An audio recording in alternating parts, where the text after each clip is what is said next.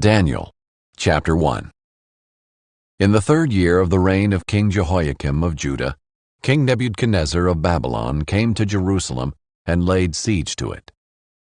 The Lord handed King Jehoiakim of Judah over to him, along with some of the vessels from the house of God. Nebuchadnezzar carried them to the land of Babylon, to the house of his God, and put the vessels in the treasury of his God. The king ordered Ashpenaz, his chief eunuch, to bring some of the Israelites from the royal family and from the nobility, young men without any physical defect, good-looking, suitable for instruction in all wisdom, knowledgeable, perceptive, and capable of serving in the king's palace. He was to teach them the Chaldean language and literature. The king assigned them daily provisions from the royal food and from the wine that he drank. They were to be trained for 3 years, and at the end of that time they were to attend the king. Among them from the Judahites were Daniel, Hananiah, Mishael, and Azariah. The chief eunuch gave them names.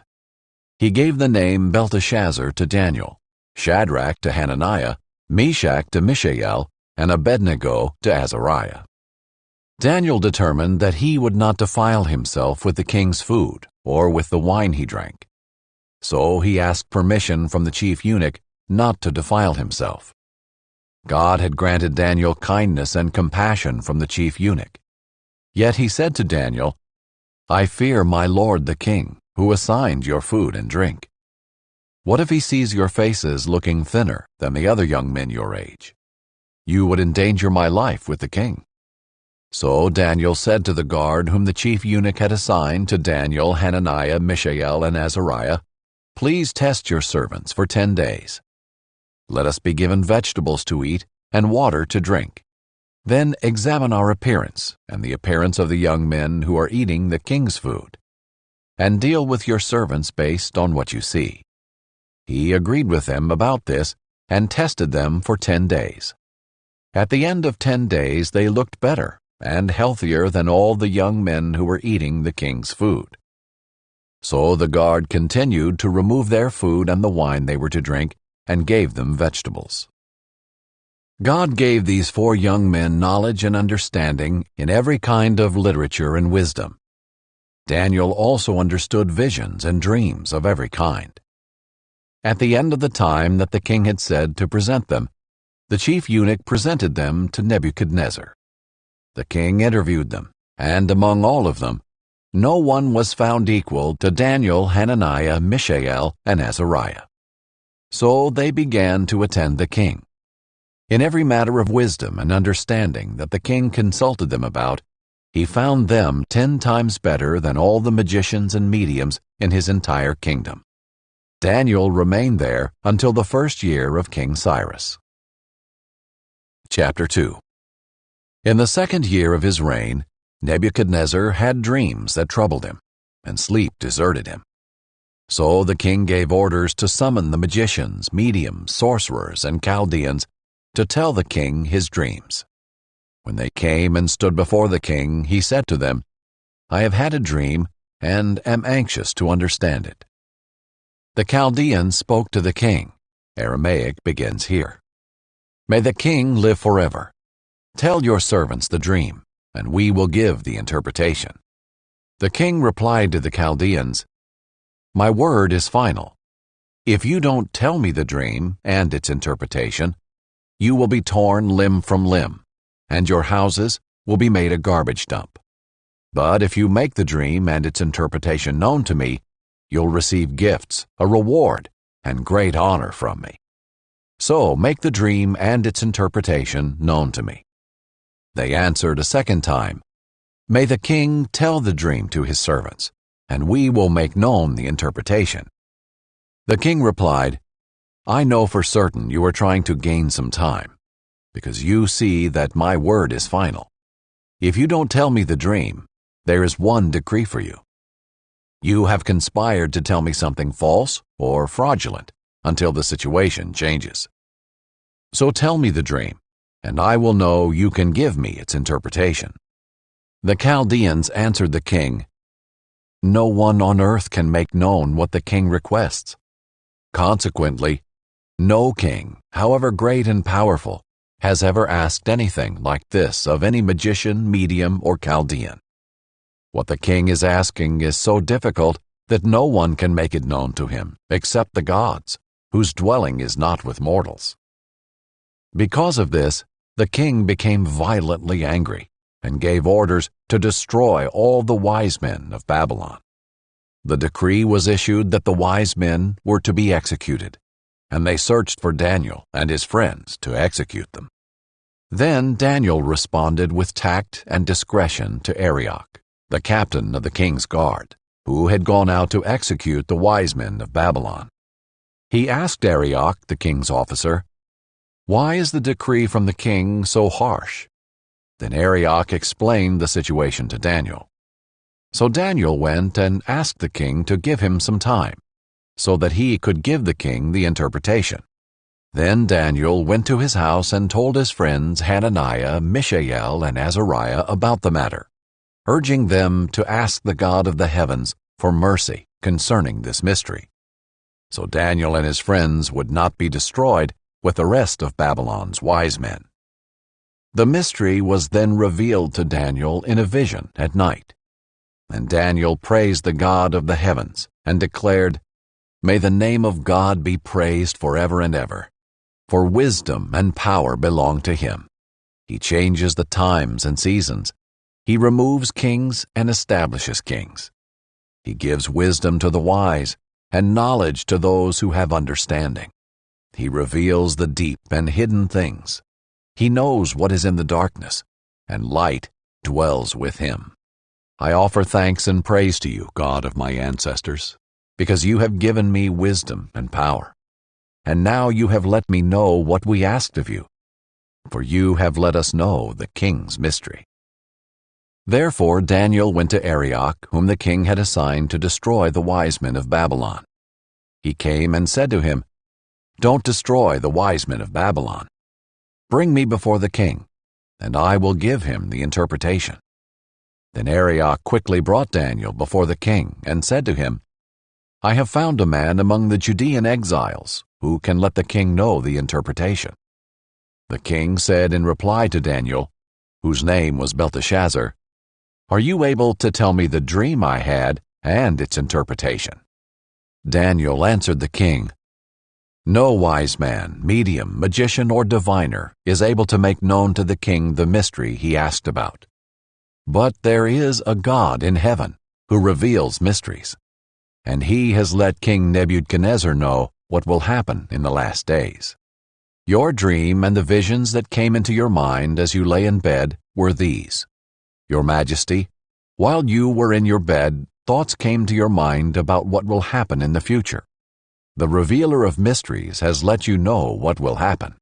As for me, this mystery has been revealed to me, not because I have more wisdom than anyone living, but in order that the interpretation might be made known to the king, and that you may understand the thoughts of your mind. Your Majesty, as you were watching, suddenly a colossal statue appeared.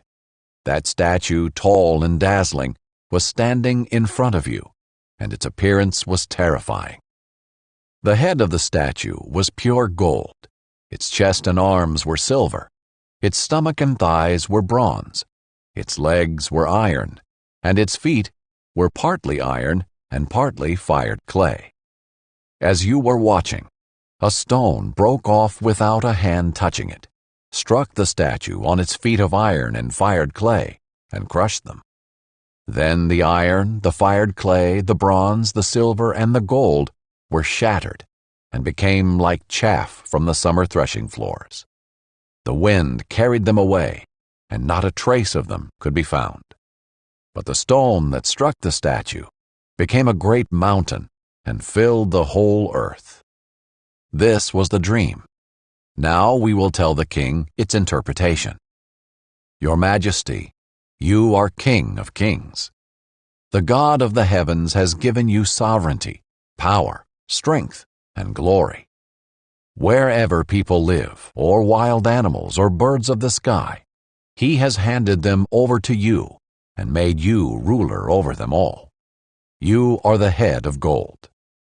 After you there will arise another kingdom, inferior to yours, and then another, a third kingdom of bronze, which will rule the whole earth.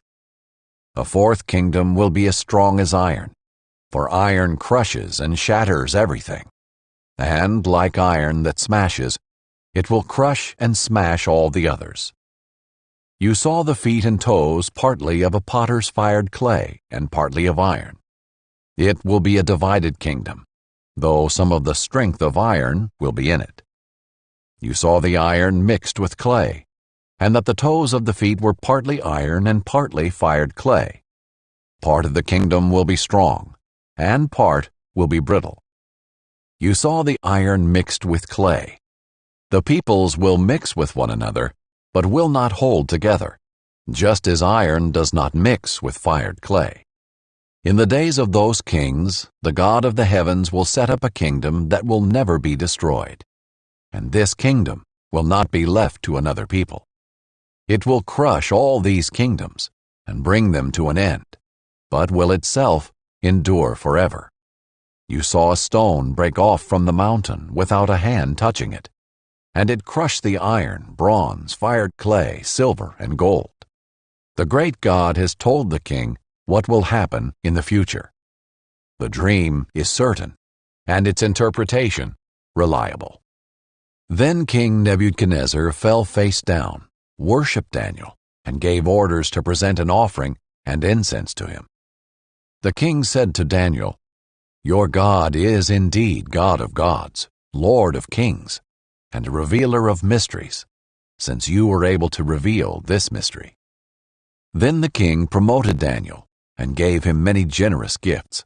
He made him ruler over the entire province of Babylon and chief governor over all the wise men of Babylon. At Daniel's request, the king appointed Shadrach, Meshach, and Abednego to manage the province of Babylon.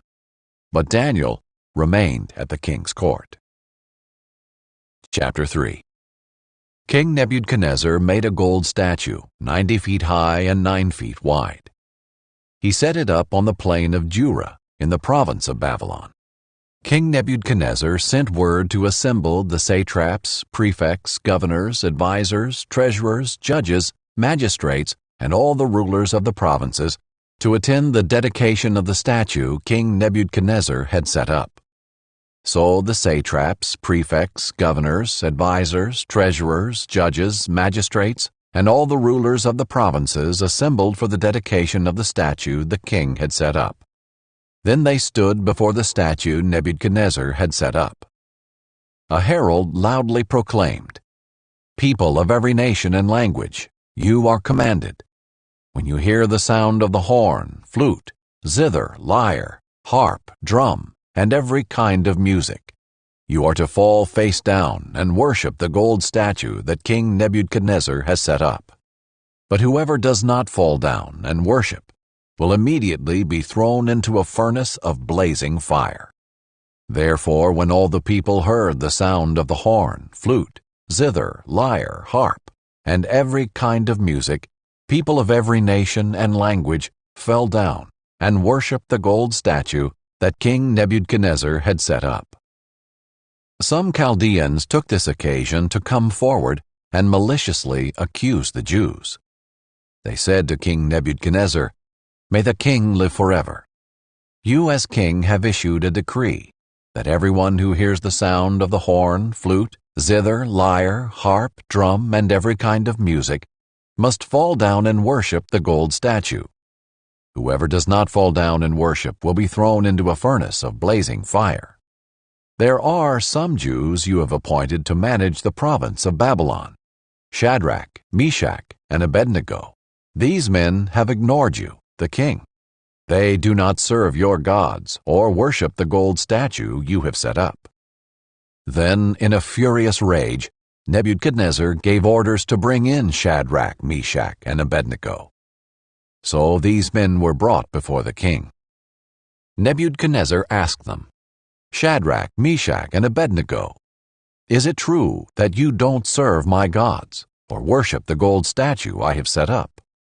Now, if you're ready, when you hear the sound of the horn, flute, zither, lyre, harp, drum, and every kind of music. Fall down and worship the statue I made. But if you don't worship it, you will immediately be thrown into a furnace of blazing fire. And who is the God who can rescue you from my power?" Shadrach, Meshach, and Abednego replied to the king, "Nebuchadnezzar, we don't need to give you an answer to this question. If the God we serve exists, then he can rescue us from the furnace of blazing fire, and he can rescue us from the power of you, the king. But even if he does not rescue us, we want you as king to know that we will not serve your gods or worship the gold statue you set up." Then Nebuchadnezzar was filled with rage, and the expression on his face changed toward Shadrach, Meshach, and Abednego. He gave orders to heat the furnace 7 times more than was customary, and he commanded some of the best soldiers in his army to tie up Shadrach, Meshach, and Abednego and throw them into the furnace of blazing fire. So these men, in their trousers, robes, head coverings, and other clothes, were tied up and thrown into the furnace of blazing fire. Since the king's command was so urgent and the furnace extremely hot, the raging flames killed those men who carried up Shadrach, Meshach, and Abednego. And these 3 men, Shadrach, Meshach, and Abednego, fell bound into the furnace of blazing fire. Then King Nebuchadnezzar jumped up in alarm. He said to his advisers, "Didn't we throw 3 men bound into the fire?" "Yes, of course, your majesty," they replied to the king. He exclaimed, "Look, I see 4 men, not tied, walking around in the fire unharmed, and the 4th looks like a son of the gods." Nebuchadnezzar then approached the door of the furnace of blazing fire and called, "Shadrach, Meshach, and Abednego, you servants of the Most High God, come out." So Shadrach, Meshach, and Abednego came out of the fire. When the satraps, prefects, governors, and the king's advisers gathered around, they saw that the fire had no effect on the bodies of these men. Not a hair of their heads was singed. Their robes were unaffected, and there was no smell of fire on them. Nebuchadnezzar exclaimed, "Praise to the God of Shadrach, Meshach, and Abednego. He sent his angel and rescued his servants who trusted in him. They violated the king's command and risked their lives rather than serve or worship any god except their own God. Therefore I issue a decree that anyone of any people, nation, or language who says anything offensive against the God of Shadrach, Meshach, and Abednego will be torn limb from limb and his house made a garbage dump. For there is no other God who is able to deliver like this." Then the king rewarded Shadrach, Meshach, and Abednego in the province of Babylon. Chapter 4. King Nebuchadnezzar, to those of every people, nation, and language who live on the whole earth, may your prosperity increase. I am pleased to tell you about the miracles and wonders the Most High God has done for me. How great are his miracles, and how mighty his wonders!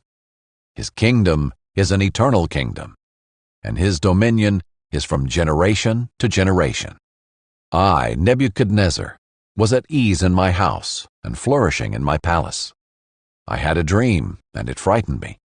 While in my bed, the images and visions in my mind alarmed me. So I issued a decree to bring all the wise men of Babylon to me, in order that they might make the dream's interpretation known to me. When the magicians, mediums, Chaldeans, and diviners came in, I told them the dream, but they could not make its interpretation known to me. Finally, Daniel, named Belteshazzar after the name of my God, and a spirit of the holy gods is in him, came before me. I told him the dream, "Belteshazzar, head of the magicians, because I know that you have the spirit of the holy gods, and that no mystery puzzles you, explain to me the visions of my dream that I saw and its interpretation. In the visions of my mind as I was lying in bed, I saw this. There was a tree in the middle of the earth, and it was very tall. The tree grew large and strong. Its top reached to the sky, and it was visible to the ends of the earth. Its leaves were beautiful, its fruit was abundant, and on it was food for all. Wild animals found shelter under it. The birds of the sky lived in its branches, and every creature was fed from it. As I was lying in my bed, I also saw in the visions of my mind a watcher, a holy one, coming down from heaven. He called out loudly, "Cut down the tree and chop off its branches. Strip off its leaves and scatter its fruit. Let the animals flee from under it and the birds from its branches. But leave the stump with its roots in the ground and with a band of iron and bronze around it in the tender grass of the field. Let him be drenched with dew from the sky and share the plants of the earth with the animals. Let his mind be changed from that of a human, and let him be given the mind of an animal for 7 periods of time. This word is by decree of the watchers, and the decision is by command from the holy ones. This is so that the living will know that the Most High is ruler over human kingdoms. He gives it to anyone he wants and sets the lowliest of people over it. This is the dream that I, King Nebuchadnezzar, had. Now, Belteshazzar, tell me the interpretation, because none of the wise men of my kingdom can make the interpretation known to me, but you can, because you have a spirit of the holy gods." Then Daniel, whose name is Belteshazzar, was stunned for a moment, and his thoughts alarmed him. The king said, "Belteshazzar, don't let the dream or its interpretation alarm you." Belteshazzar answered, "My lord, may the dream apply to those who hate you, and its interpretation to your enemies. The tree you saw, which grew large and strong, whose top reached to the sky and was visible to the whole earth, and whose leaves were beautiful and its fruit abundant, and on it was food for all. Under it the wild animals lived, and in its branches the birds of the sky lived. That tree is you, your majesty. For you have become great and strong. Your greatness has grown, and even reaches the sky, and your dominion extends to the ends of the earth." The king saw a watcher, a holy one, coming down from heaven and saying, "Cut down the tree and destroy it, but leave the stump with its roots in the ground, and with a band of iron and bronze around it in the tender grass of the field.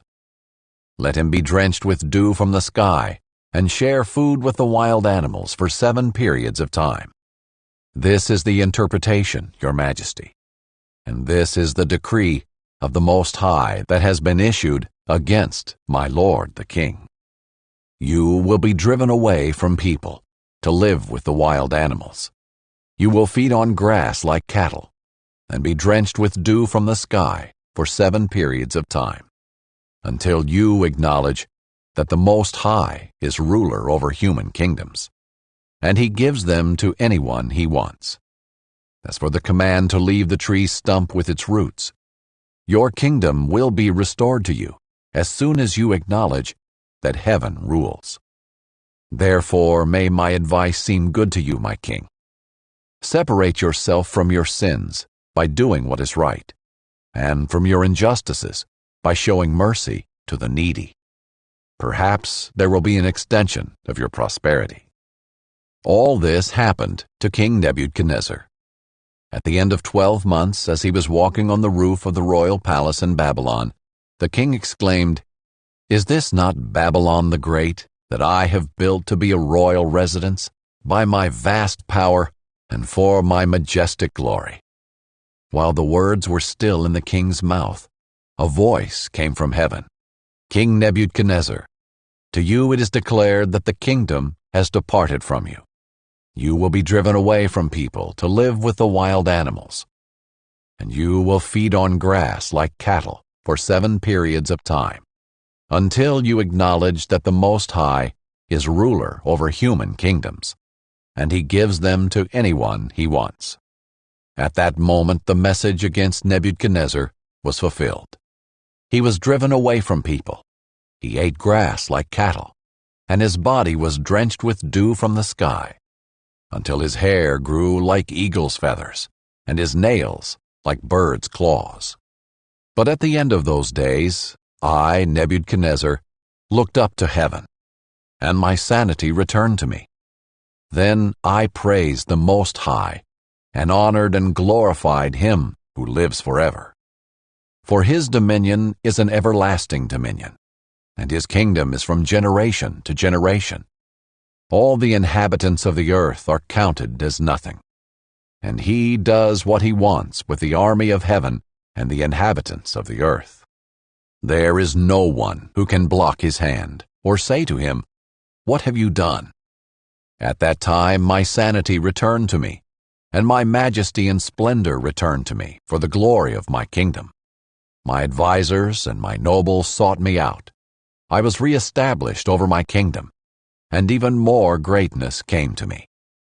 Now I, Nebuchadnezzar, praise, exalt, and glorify the King of the heavens, because all his works are true, and his ways are just. He is able to humble those who walk in pride. Chapter 5. King Belshazzar held a great feast for 1,000 of his nobles, and drank wine in their presence. Under the influence of the wine, Belshazzar gave orders to bring in the gold and silver vessels that his predecessor, Nebuchadnezzar, had taken from the temple in Jerusalem, so that the king and his nobles, wives, and concubines could drink from them. So they brought in the gold vessels that had been taken from the temple, the house of God in Jerusalem. And the king and his nobles, wives, and concubines drank from them. They drank the wine and praised their gods, made of gold and silver, bronze, iron, wood, and stone. At that moment, the fingers of a man's hand appeared and began writing on the plaster of the king's palace wall next to the lampstand. As the king watched the hand that was writing, his face turned pale, and his thoughts so terrified him that he soiled himself, and his knees knocked together. The king shouted to bring in the mediums, Chaldeans, and diviners. He said to these wise men of Babylon, "Whoever reads this inscription and gives me its interpretation will be clothed in purple, have a gold chain around his neck, and have the third highest position in the kingdom." So all the king's wise men came in, but none could read the inscription or make its interpretation known to him. Then King Belshazzar became even more terrified. His face turned pale, and his nobles were bewildered. Because of the outcry of the king and his nobles, the queen came to the banquet hall. "May the king live forever," she said. "Don't let your thoughts terrify you, or your face be pale.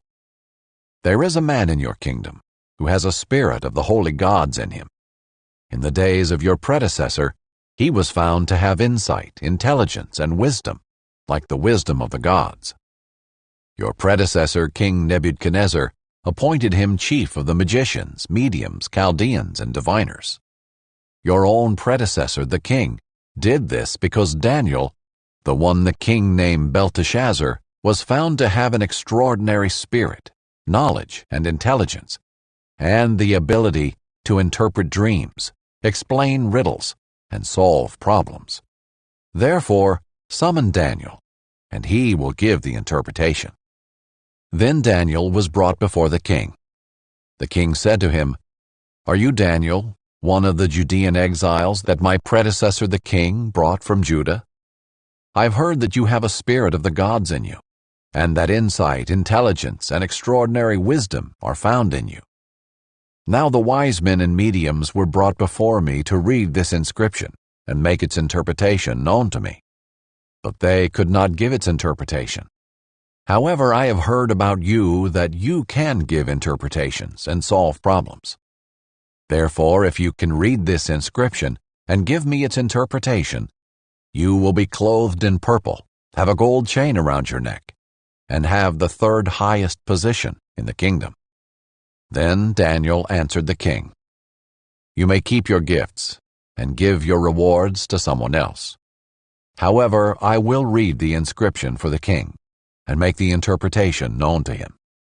Your Majesty, The Most High God gave sovereignty, greatness, glory, and majesty to your predecessor, Nebuchadnezzar. Because of the greatness he gave him, all peoples, nations, and languages were terrified and fearful of him. He killed anyone he wanted and kept alive anyone he wanted. He exalted anyone he wanted and humbled anyone he wanted.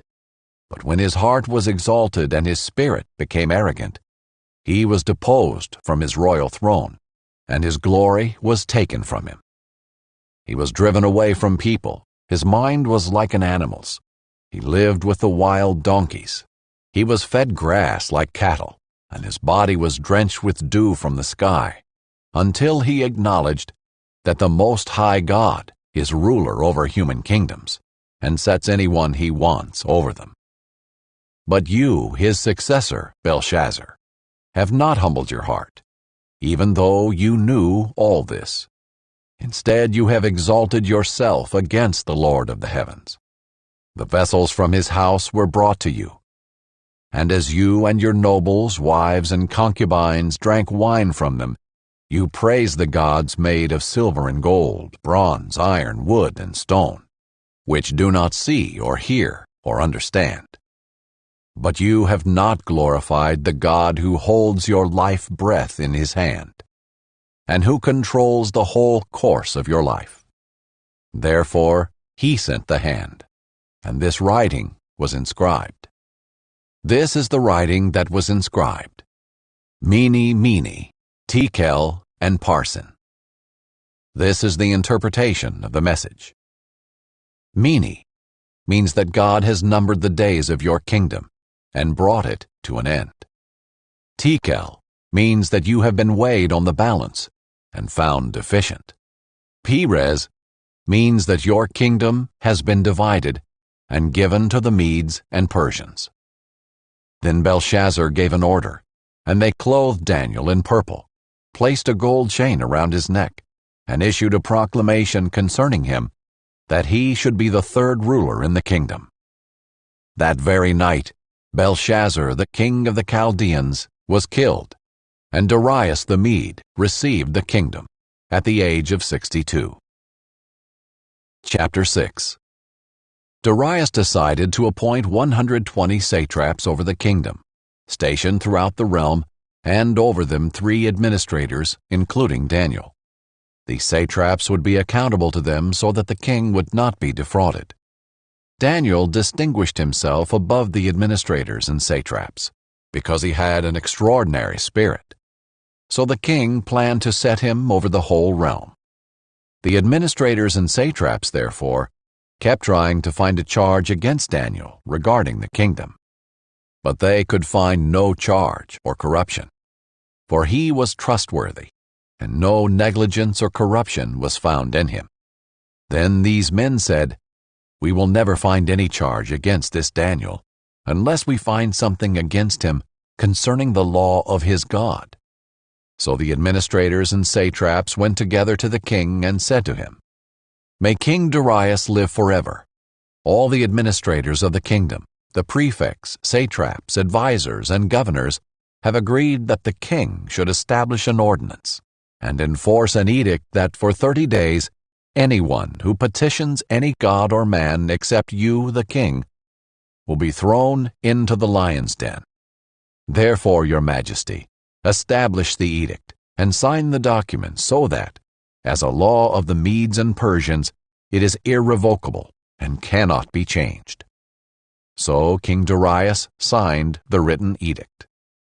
When Daniel learned that the document had been signed, he went into his house. The windows in its upstairs room opened toward Jerusalem, and 3 times a day he got down on his knees, prayed, and gave thanks to his God, just as he had done before. Then these men went as a group and found Daniel petitioning and imploring his God. So they approached the king and asked about his edict.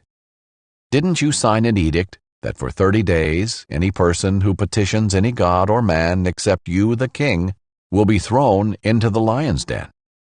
The king answered, "As a law of the Medes and Persians, the order stands and is irrevocable." Then they replied to the king, Daniel, one of the Judean exiles, has ignored you, the king, and the edict you signed, for he prays 3 times a day." As soon as the king heard this, he was very displeased. He set his mind on rescuing Daniel and made every effort until sundown to deliver him. Then these men went together to the king and said to him, "You know, your majesty, that it is a law of the Medes and Persians that no edict or ordinance the king establishes can be changed." So the king gave the order, and they brought Daniel and threw him into the lion's den. The king said to Daniel, "May your God, whom you continually serve, rescue you." A stone was brought and placed over the mouth of the den. The king sealed it with his own signet ring and with the signet rings of his nobles, so that nothing in regard to Daniel could be changed. Then the king went to his palace and spent the night fasting. No diversions were brought to him, and he could not sleep. At the first light of dawn, the king got up and hurried to the lion's den. When he reached the den, he cried out in anguish to Daniel. "Daniel, servant of the living God," the king said, "has your God, whom you continually serve, been able to rescue you from the lions?" Then Daniel spoke with the king. "May the king live forever. My God sent his angel and shut the lions' mouths, and they haven't harmed me. For I was found innocent before him, and also before you, your majesty. I have not done harm." The king was overjoyed and gave orders to take Daniel out of the den. When Daniel was brought up from the den, he was found to be unharmed, for he trusted in his God. The king then gave the command, and those men who had maliciously accused Daniel were brought and thrown into the lion's den, they, their children, and their wives. They had not reached the bottom of the den before the lions overpowered them and crushed all their bones. Then King Darius wrote to those of every people, nation, and language who live on the whole earth, "May your prosperity abound. I issue a decree that in all my royal dominion people must tremble in fear before the God of Daniel, for he is the living God, and he endures forever. His kingdom will never be destroyed, and his dominion has no end. He rescues and delivers. He performs signs and wonders in the heavens and on the earth. For he has rescued Daniel from the power of the lions." So Daniel prospered during the reign of Darius and the reign of Cyrus the Persian. Chapter 7. In the first year of King Belshazzar of Babylon, Daniel had a dream with visions in his mind as he was lying in his bed. He wrote down the dream, and here is the summary of his account. Daniel said, "In my vision at night I was watching, and suddenly the 4 winds of heaven stirred up the great sea. 4 huge beasts came up from the sea, each different from the other. The first was like a lion, but had eagle's wings. I continued watching until its wings were torn off. It was lifted up from the ground, set on its feet like a man, and given a human mind. Suddenly another beast appeared, a second one, that looked like a bear. It was raised up on one side, with 3 ribs in its mouth between its teeth. It was told, 'Get up, gorge yourself on flesh.' After this, while I was watching, suddenly another beast appeared. It was like a leopard, with 4 wings of a bird on its back. It had 4 heads, and it was given dominion. After this, while I was watching in the night visions, suddenly a 4th beast appeared, frightening and dreadful, and incredibly strong, with large iron teeth. It devoured and crushed, and it trampled with its feet whatever was left. It was different from all the beasts before it, and it had 10 horns. While I was considering the horns, suddenly another horn, a little one, came up among them, and 3 of the first horns were uprooted before it. And suddenly in this horn there were eyes like the eyes of a human, and a mouth that was speaking arrogantly. As I kept watching, thrones were set in place, and the Ancient of Days took his seat. His clothing was white like snow, and the hair of his head like whitest wool. His throne was flaming fire. Its wheels were blazing fire. A river of fire was flowing, coming out from his presence. Thousands upon thousands served him. 10,000 times 10,000 stood before him. The court was convened, and the books were opened. I watched then, because of the sound of the arrogant words the horn was speaking. As I continued watching, the beast was killed, and its body destroyed and given over to the burning fire. As for the rest of the beasts, their dominion was removed, but an extension of life was granted to them for a certain period of time. I continued watching in the night visions, and suddenly one like a son of man was coming with the clouds of heaven. He approached the Ancient of Days and was escorted before him. He was given dominion and glory and a kingdom, so that those of every people, nation, and language should serve him. His dominion is an everlasting dominion that will not pass away, and his kingdom is one that will not be destroyed. As for me, Daniel, my spirit was deeply distressed within me, and the visions in my mind terrified me. I approached one of those who were standing by and asked him to clarify all this. So he let me know the interpretation of these things. These huge beasts, 4 in number, are 4 kings who will rise from the earth. But the holy ones of the Most High will receive the kingdom and possess it forever, yes, forever and ever. Then I wanted to be clear about the 4th beast, the one different from all the others, extremely terrifying, with iron teeth and bronze claws, devouring, crushing, and trampling with its feet whatever was left.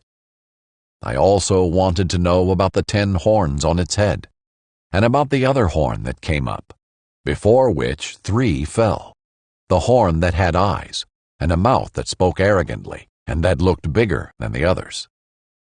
As I was watching, this horn waged war against the holy ones, and was prevailing over them until the Ancient of Days arrived, and a judgment was given in favor of the holy ones of the Most High. For the time had come, and the holy ones took possession of the kingdom. This is what he said: the 4th beast will be a 4th kingdom on the earth, different from all the other kingdoms. It will devour the whole earth, trample it down, and crush it. The 10 horns are 10 kings who will rise from this kingdom. Another king, different from the previous ones, will rise after them and subdue 3 kings. He will speak words against the Most High and oppress the holy ones of the Most High. He will intend to change religious festivals and laws, and the holy ones will be handed over to him for a time, times, and half a time. But the court will convene, and his dominion will be taken away, to be completely destroyed forever. The kingdom, dominion, and greatness of the kingdoms under all of heaven will be given to the people, the holy ones of the Most High. His kingdom will be an everlasting kingdom, and all rulers will serve and obey him. This is the end of the account. As for me, Daniel, my thoughts terrified me greatly, and my face turned pale, but I kept the matter to myself. Chapter 8. In the 3rd year of King Belshazzar's reign, a vision appeared to me, Daniel, after the one that had appeared to me earlier. I saw the vision, and as I watched, I was in the fortress city of Susa, in the province of Elam. I saw in the vision that I was beside the Ulai Canal. I looked up, and there was a ram standing beside the canal. He had 2 horns. The 2 horns were long, but one was longer than the other, and the longer one came up last. I saw the ram charging to the west, the north, and the south. No animal could stand against him, and there was no rescue from his power. He did whatever he wanted and became great. As I was observing, a male goat appeared, coming from the west across the surface of the entire earth without touching the ground. The goat had a conspicuous horn between his eyes. He came toward the two-horned ram I had seen standing beside the canal and rushed at him with savage fury. I saw him approaching the ram, and infuriated with him, he struck the ram, breaking his two horns, and the ram was not strong enough to stand against him. The goat threw him to the ground and trampled him, and there was no one to rescue the ram from his power. Then the male goat acted even more arrogantly. But when he became powerful, the large horn was broken. 4 conspicuous horns came up in its place, pointing toward the 4 winds of heaven. From one of them a little horn emerged and grew extensively toward the south and the east and toward the beautiful land. It grew as high as the heavenly army, made some of the army and some of the stars fall to the earth, and trampled them. It acted arrogantly even against the prince of the heavenly army. It revoked his regular sacrifice and overthrew the place of his sanctuary. In the rebellion, the army was given up, together with the regular sacrifice. The horn threw truth to the ground, and was successful in what it did. Then I heard a Holy One speaking, and another Holy One said to the speaker, "How long will the events of this vision last? The regular sacrifice, the rebellion that makes desolate, and the giving over of the sanctuary and of the army to be trampled?" He said to me, "For 2,300 evenings and mornings. Then the sanctuary will be restored." While I, Daniel, was watching the vision and trying to understand it, there stood before me someone who appeared to be a man. I heard a human voice calling from the middle of the Uli, "Gabriel, explain the vision to this man." So he approached where I was standing. When he came near, I was terrified and fell face down. "Son of man," he said to me, "understand that the vision refers to the time of the end." While he was speaking to me, I fell into a deep sleep, with my face to the ground. Then he touched me, made me stand up, and said, "I am here to tell you what will happen at the conclusion of the time of wrath, because it refers to the appointed time of the end. The two-horned ram that you saw represents the kings of Media and Persia. The shaggy goat represents the king of Greece, and the large horn between his eyes represents the first king. The 4 horns that took the place of the broken horn represent 4 kingdoms. They will rise from that nation, but without its power. Near the end of their kingdoms, when the rebels have reached the full measure of their sin, a ruthless king, skilled in intrigue, will come to the throne. His power will be great, but it will not be his own. He will cause outrageous destruction and succeed in whatever he does. He will destroy the powerful along with the holy people. He will cause deceit to prosper through his cunning and by his influence. And in his own mind he will exalt himself. He will destroy many in a time of peace. He will even stand against the Prince of Princes. Yet he will be broken, not by human hands. The vision of the evenings and the mornings that has been told is true. Now you are to seal up the vision, because it refers to many days in the future. I, Daniel, was overcome and lay sick for days. Then I got up and went about the king's business. I was greatly disturbed by the vision and could not understand it. Chapter 9.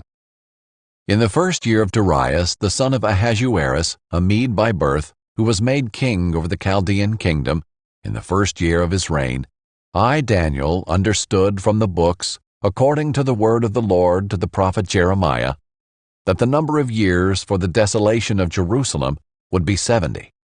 So I turned my attention to the Lord God, to seek him by prayer and petitions, with fasting, sackcloth, and ashes. I prayed to the Lord my God, and confessed, Ah, Lord, the great and awe-inspiring God, who keeps his gracious covenant with those who love him and keep his commands. We have sinned, done wrong, acted wickedly, rebelled, and turned away from your commands and ordinances. We have not listened to your servants the prophets, who spoke in your name to our kings, leaders, ancestors, and all the people of the land.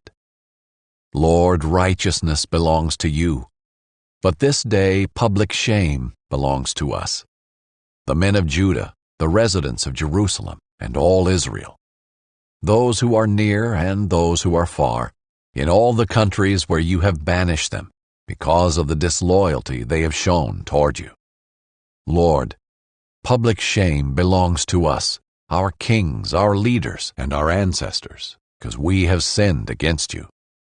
Compassion and forgiveness belong to the Lord our God, though we have rebelled against him and have not obeyed the Lord our God by following his instructions that he set before us through his servants, the prophets. All Israel has broken your law and turned away, refusing to obey you.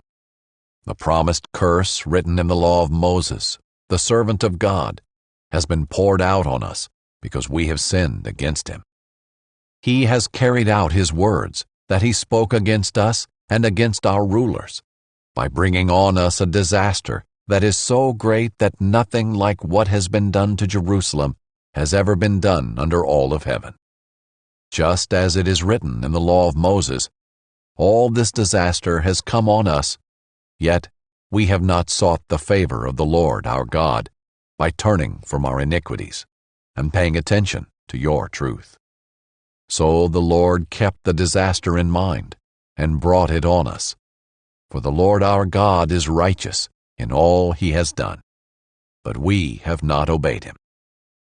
Now, Lord our God, who brought your people out of the land of Egypt with a strong hand, and made your name renowned as it is this day, we have sinned, we have acted wickedly. Lord, in keeping with all your righteous acts, may your anger and wrath turn away from your city, Jerusalem, your holy mountain. For because of our sins and the iniquities of our ancestors, Jerusalem and your people have become an object of ridicule to all those around us. Therefore, our God, hear the prayer and the petitions of your servant. Make your face shine on your desolate sanctuary, for the Lord's sake. Listen closely, my God, and hear. Open your eyes and see our desolations, and the city that bears your name. For we are not presenting our petitions before you based on our righteous acts, but based on your abundant compassion. Lord, hear. Lord, forgive. Lord, listen and act. My God, for your own sake, do not delay, because your city and your people bear your name. While I was speaking, praying, confessing my sin and the sin of my people Israel, and presenting my petition before the Lord my God concerning the holy mountain of my God, while I was praying, Gabriel, the man I had seen in the first vision, reached me in my extreme weariness, about the time of the evening offering. He gave me this explanation. Daniel, I've come now to give you understanding. At the beginning of your petitions, an answer went out, and I have come to give it, for you are treasured by God. So consider the message and understand the vision.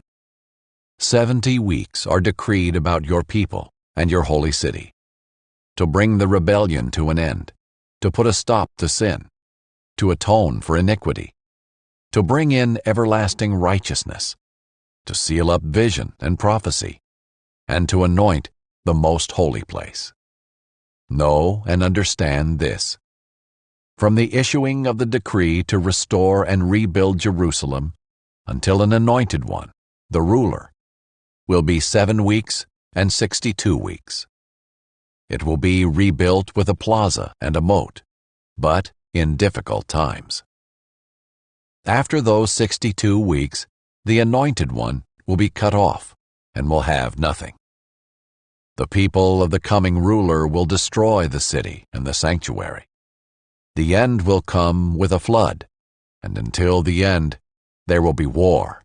Desolations are decreed. He will make a firm covenant with many for 1 week. But in the middle of the week, he will put a stop to sacrifice and offering, and the abomination of desolation will be on a wing of the temple, until the decreed destruction is poured out on the desolator. Chapter 10. In the 3rd year of King Cyrus of Persia, a message was revealed to Daniel, who was named Belteshazzar. The message was true and was about a great conflict. He understood the message and had understanding of the vision. In those days I, Daniel, was mourning for 3 full weeks.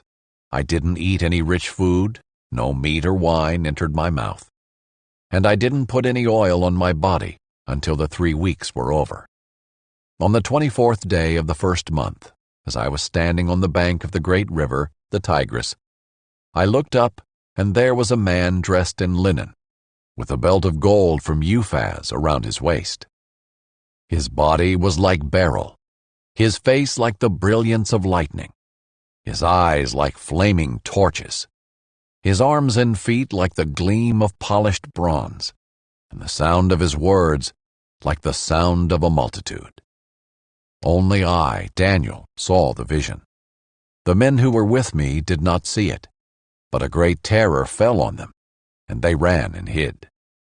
I was left alone, looking at this great vision. No strength was left in me. My face grew deathly pale, and I was powerless. I heard the words he said, and when I heard them, I fell into a deep sleep, with my face to the ground. Suddenly a hand touched me, and set me shaking on my hands and knees. He said to me, "Daniel, you are a man treasured by God. Understand the words that I'm saying to you. Stand on your feet, for I have now been sent to you." After he said this to me, I stood, trembling. "Don't be afraid, Daniel," he said to me. "For from the first day that you purposed to understand and to humble yourself before your God, your prayers were heard. I have come because of your prayers. But the prince of the kingdom of Persia opposed me for 21 days. Then Michael, one of the chief princes, came to help me after I had been left there with the kings of Persia. Now I have come to help you understand what will happen to your people in the last days, for the vision refers to those days." While he was saying these words to me, I turned my face toward the ground and was speechless. Suddenly, one with human likeness touched my lips. I opened my mouth and said to the one standing in front of me, "My Lord, because of the vision, anguish overwhelms me, and I am powerless. How can someone like me, your servant, speak with someone like you, my Lord? Now I have no strength, and there is no breath in me." Then the one with a human appearance touched me again and strengthened me. He said, "Don't be afraid, you who are treasured by God. Peace to you. Be very strong."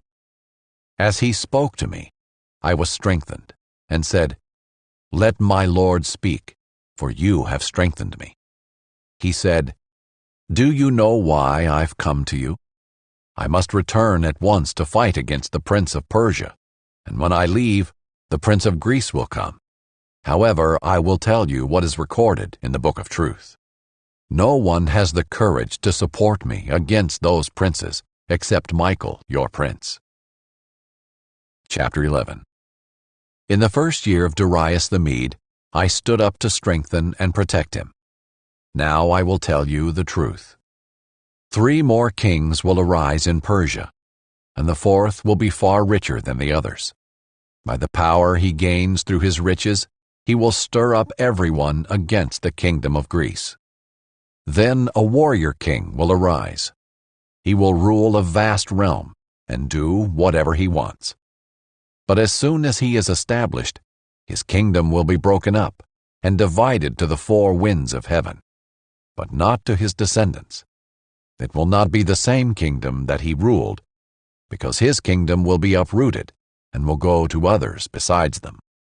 The king of the south will grow powerful, but one of his commanders will grow more powerful and will rule a kingdom greater than his.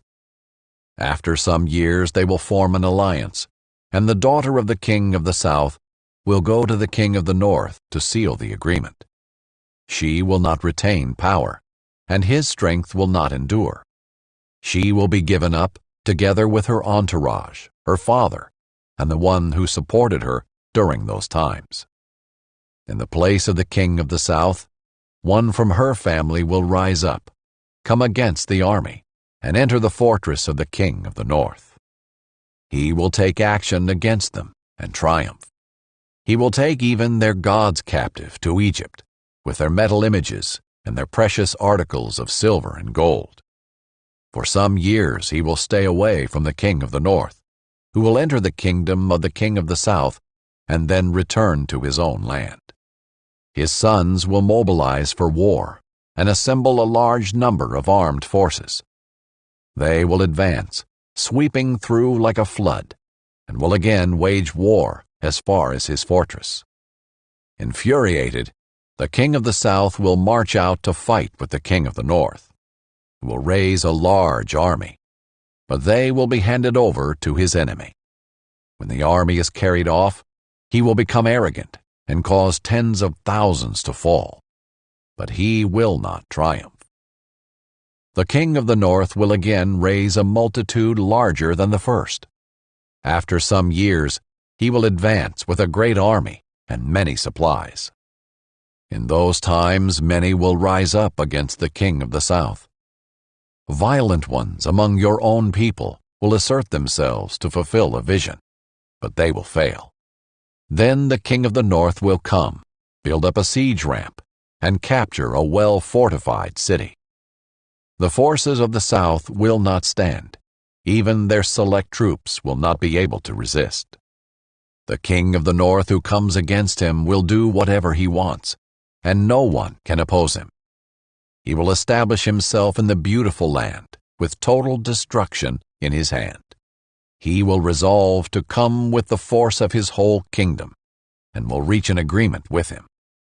He will give him a daughter in marriage to destroy it, but she will not stand with him or support him. Then he will turn his attention to the coasts and islands and capture many. But a commander will put an end to his taunting. Instead, he will turn his taunts against him. He will turn his attention back to the fortresses of his own land, but he will stumble, fall, and be no more.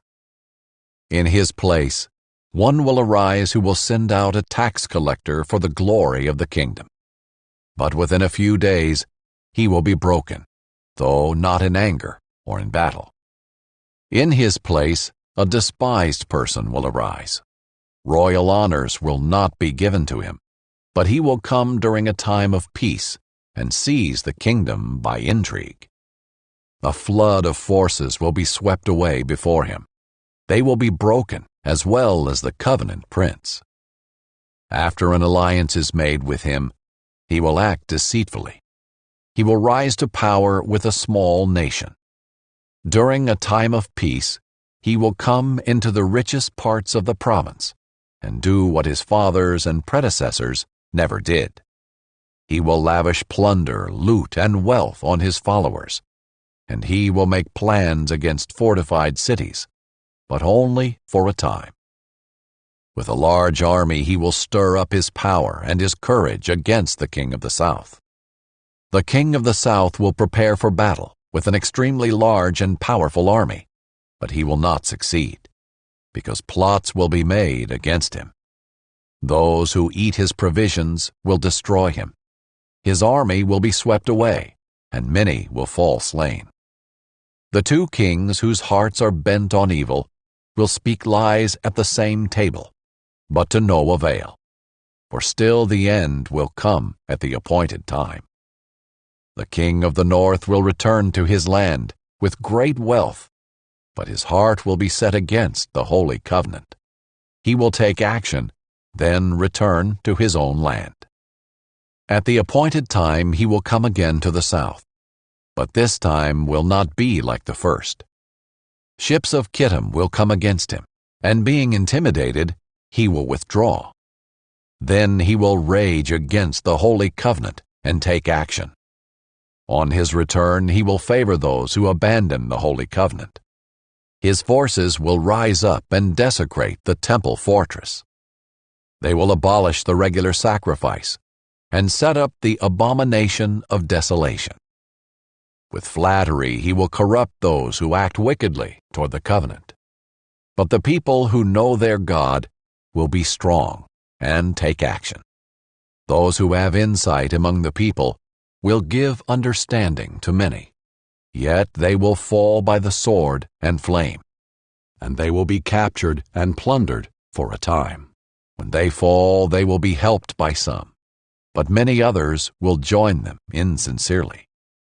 Some of those who have insight will fall so that they may be refined, purified, and cleansed until the time of the end, for it will still come at the appointed time. Then the king will do whatever he wants. He will exalt and magnify himself above every god, and he will say outrageous things against the God of gods. He will be successful until the time of wrath is completed, because what has been decreed will be accomplished. He will not show regard for the gods of his ancestors, the God desired by women, or for any other god, because he will magnify himself above all. Instead, he will honor a God of fortresses, a God his ancestors did not know, with gold, silver, precious stones, and riches. He will deal with the strongest fortresses with the help of a foreign god. He will greatly honor those who acknowledge him, making them rulers over many and distributing land as a reward. At the time of the end, the king of the south will engage him in battle, but the king of the north will storm against him with chariots, horsemen, and many ships. He will invade countries and sweep through them like a flood.